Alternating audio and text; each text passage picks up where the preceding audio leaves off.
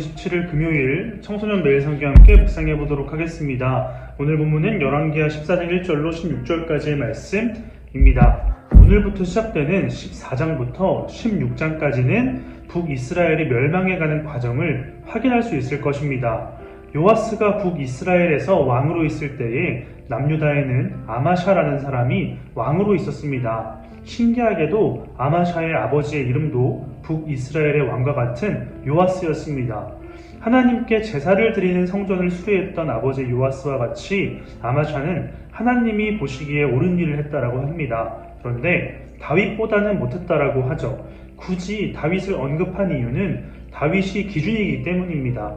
그도 그럴 것이 아버지 요아스와 같이 솔로몬 때 세워진 산당을 통해 우상 숭배를 했다라고 합니다. 그리고 본문에는 나오지 않지만 같은 역사를 기록하고 있는 역대하를 보면 아마샤는 아버지 요아스가 신하들의 반역으로 인해 죽게 되었다라고 하죠. 그래서 아마샤는 자신의 아버지를 죽인 신하들을 벌하기 시작하는데 율법에 의해서 그들의 가족들을 살려줍니다. 이렇게 아마샤는 다윗과 같이 온전하지 못했지만 하나님의 말씀을 지키고 옳은 일을 하려 했습니다. 그랬더니 하나님께서 에돔이라는 나라에게 빼앗겼던 영토를 다시 회복시켜 주셨습니다. 그런데 하나님의 은혜를 입은 아마샤는 점점 교만해져 갑니다. 왜냐하면 아마샤는 에돔에게 승리한 뒤 그곳에서 섬기는 우상들을 남유다로 가져와서 섬겼고 하나님이 도우셨다라는 사실을 잊은 채로 북이스라엘에게 전쟁을 하자고 선포했기 때문입니다. 사실 아마샤는 북이스라엘에게 그동안 거래를 해왔던 것을 청산하고자 제안을 했던 것이지만 북이스라엘은 전쟁을 하자는 말로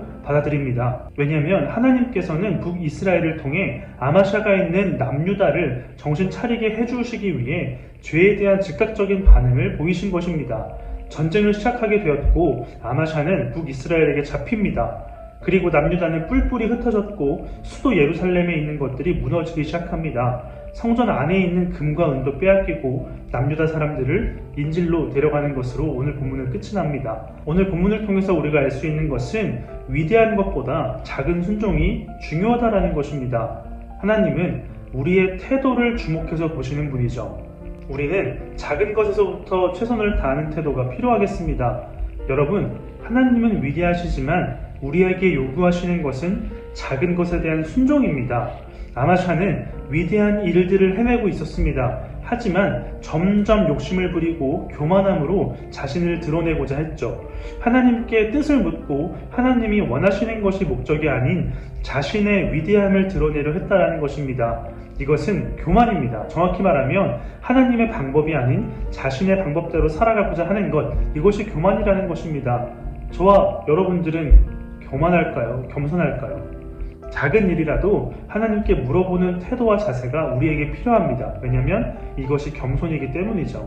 오늘 하루 하나님의 방법으로 작은 일들부터 순종해 나가는 청소년부가 되기를 간절히 소망합니다.